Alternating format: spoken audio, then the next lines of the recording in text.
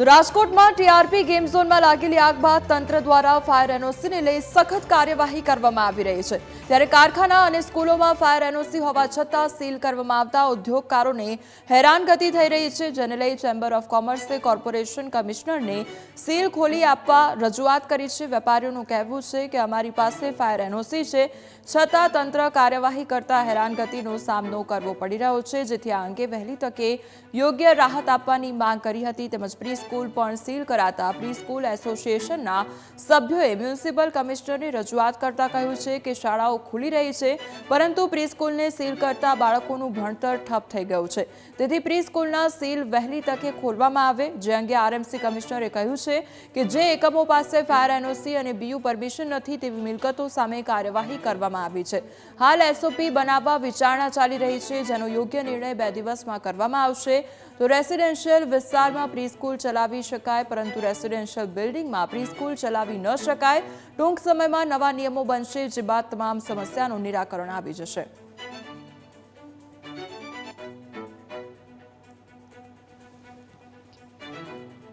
શાળા સંચાલક મંડળ, પ્રી સ્કૂલ એસોસિએશનના પ્રતિનિધિઓ એક સાથે આવી અને એક આવેદનપત્ર આપ્યું છે। જે બાબતોને સીલ કરેલી છે, મુખ્યત્વે રજૂઆત એવી હતી કે ફાયર એનઓસી મેળવવામાં, બીયુ મેળવવામાં તેઓને સમય આપવામાં આવે। આ રજૂઆતના ધ્યાને લઈ અને આજે સામૂહિક રીતે આવ્યા છે, પણ વ્યક્તિગત રીતે અથવા અલગ અલગ એસોસિએશનના રૂપે લગભગ 2-3 દિવસથી અમને આ અંગેની રજૂઆતો મળ્યા કરે છે। ફાયર એનઓસી મળી ગયેલું છે, પરંતુ બીયુ પરવાનગી મેળવવામાં અથવા ઇમ્પેક્ટ હેઠળ અરજી કરી અને એને નિયમિત કરવામાં સમય જાય છે। તો આવા બધા જે ઘટનાઓ અને ધ્યાન ઉપર આવે છે, હવેના પછીના સમયગાળામાં કાયદેસરતા દરેક એકમો મેળવે એના માટેની વિવિધ કાર્યપદ્ધતિઓ, એક એસઓપી બનાવવાનું એક અમે વિચારી રહેલા છીએ। 1-2 દિવસની અંદર આવા અલગ અલગ તમામ પરિસ્થિતિમાં જેની પાસે ફાયર એનઓસી છે પણ બીયુ નથી, જેની પાસે બીયુ છે પણ ફાયર એનઓસી નથી મેળવેલું, જેની પાસે ફાયર એનઓસી મેળવેલું છે પણ રિન્યુ નથી કરાવેલું, આવી અલગ અલગ પરિસ્થિતિ પ્રમાણે આગળ કેટલા પ્રકારે આપણે એમને સમય આપી શકાય તેના માટેની અમે સક્રિય વિચારણા અમે કરી રહેલા છીએ। રાજકોટમાં 50%થી વધુ પ્રી સ્કૂલને સીલ મારી દેવાય છે, ત્યારે પ્રી સ્કૂલ એસોસિએશનના તમામ સભ્યો અત્યારે મ્યુનિસિપલ કમિશનરને રજૂઆત માટે પહોંચ્યા છે। આપણે વાત કરીએ તેમની સાથે, જે રીતે 50%થી વધુ સ્કૂલને તાળા મારી દેવાયા છે, સીલ કરી દેવાય છે, વિદ્યાર્થીઓના ભવિષ્યનું શું? અમારી બી એ જ રજૂઆત છે કે વિદ્યાર્થીના ભવિષ્યનું શું? અમારી સાથે સ્ટાફ મેમ્બર હોય, અમારા આયાબેન હોય, એનું શું? આજ અમારી કમિશનરશ્રીને માંગ છે। ખાસ બીયુ સર્ટિફિકેટ હોય કે પછી એનઓસી ન હોય તેને સીલ કરવામાં આવ્યા છે। એનઓસી પણ જરૂરી ના હોય તો બી મારું ખુદનું પ્રિમાઇસીસ સીલ કરેલું છે, 9 મીટરની અંદરમાં આવેલું છે, છતાં બી ફાયર એનઓસી માટે એ લોકોએ ટીકમાર્ક કરેલું છે। પ્રશ્ન એ જ છે કે આપણી સ્કૂલ છે, નાની સ્કૂલ છે, બધી રેસિડેન્શિયલમાં ચાલતી હોય છે, તો નાના બાળકોનું ભવિષ્ય છે તો રેસિડેન્શિયલ સ્કૂલમાં ચાલુ રાખવી જોઈએ। અત્યારે અમારી સાથે જે પ્રી સ્કૂલ આટલું એસોસિએશન છે એને બધાને લેડીઝ જ વર્ક કરી રહી છે, તો લેડીઝની રોજીરોટી છે એ છીનવાઈ રહી છે, નાના બાળકોનું ભવિષ્ય બગડી રહ્યું છે। જે સીલ મારી દીધા છે એકમો અત્યારે શૂન્ય બરાબર છે, કેમ કે એક પણ કાર્ય અમે કરી નથી શકતા।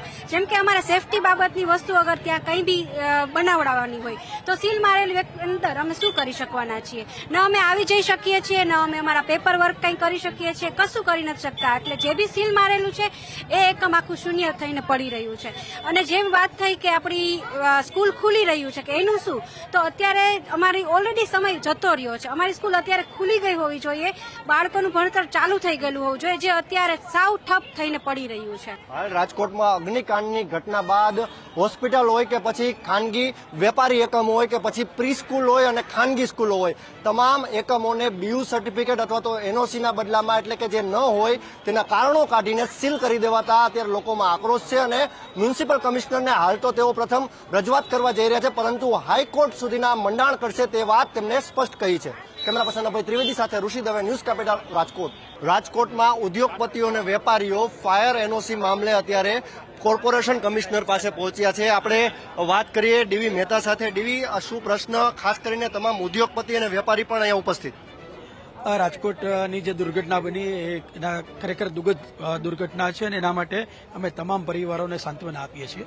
પરંતુ ત્યાર પછી જે તંત્ર દ્વારા ખાસ કરીને સીલ કરવાની પ્રક્રિયા એમાં ક્યાંય ને ક્યાંય અવ્યવહારુપણું જોવા મળેલું છે, જેને ધ્યાનમાં લઈને આજે જુદા જુદા એસોસિએશન એ બધા કોર્પોરેશન માન્ય કમિશનરશ્રીને રજૂઆત કરવા આવેલ છે. પ્રજાને પણ તમે એક છે એ નેગેટિવ ભાવથી ના જોવો, પ્રજાને પણ એના પર પણ ભરોસો રાખો, વિશ્વાસ રાખો અને કાયદાનું પાલન કરો. ખાસ શાળાઓ ખુલી રહી છે હવે, પરંતુ સીલ છે જે શાળામાં તેના વિદ્યાર્થીઓના ભવિષ્યનું શું?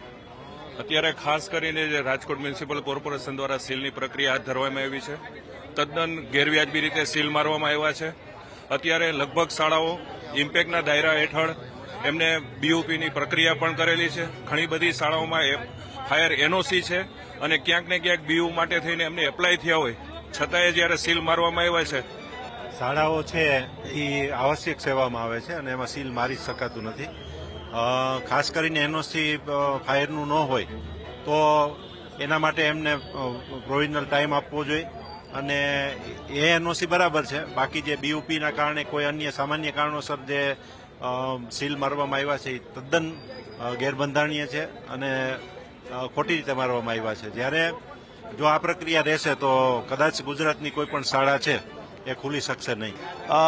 ચોક્કસપણે આ ટોટલ ગેરકાયદેસર છે. તમે કોઈ પણને નોટિસ આપ્યા વગર સીલ મારી જ ન શકો. એટલે આ વખત કોઈ હાઈકોર્ટમાં અમે જઈ શકશું, પણ અત્યારે અમે વિનંતી કરવા આવ્યા છીએ, એક ગાંધી ચિંધ્યા માર્ગે આવ્યા છીએ. જો આને રોકવામાં નહીં આવે તો અમે હાઈકોર્ટની અંદર જશું, કેમ કે આ ટોટલી બધું ઇલીગલ ચાલે છે. આ કોઈ માનવીય પેલું બિહેવિયર નથી. કોઈ પણ ધંધાને તરત સીલ કરી દેવો, કોઈ પણ નોટિસ આપ્યા વગર ને તરત જ આવીને સીધું સીલ મારવાના જ અભિગમથી કદાચ ચેકિંગ આવતું હોય તો એ 100% ખોટું છે. આના પરિણામ ખૂબ જ માઠા આવશે. અમે લોકો આંદોલન કરવાનું મૂકશું જ નહીં, કારણ કે આ વ્યવસાય ઉપર અને માનવ અધિકાર ઉપર સીધો ઘા છે, જે ખરેખર ન કરવો જોઈએ. હાલ અત્યારે તમામ વેપારીઓ હાઈકોર્ટના દ્વાર ખખડાવશે તેવી પણ વાત કરી રહ્યા છે. ત્યારે અનેક શાળાઓ હજુ પણ સીલ છે, અનેક વેપારી ઉદ્યોગોના એકમો પણ હજુ સુધી સીલ છે. ત્યારે કોર્પોરેશન તંત્ર તરફથી થતી કણણગત બાબતે અત્યારે રજૂઆત કરવામાં આવી રહી છે, પરંતુ ભવિષ્યમાં એ વેપારી તમામ છે તે તમામે તમામ આંદોલનના પણ મંડાણ કરવાના છે. કેમેરા પર્સન ત્રિવેદી સાથે ઋષિ દવે, ન્યૂઝ કેપિટલ, રાજકોટ.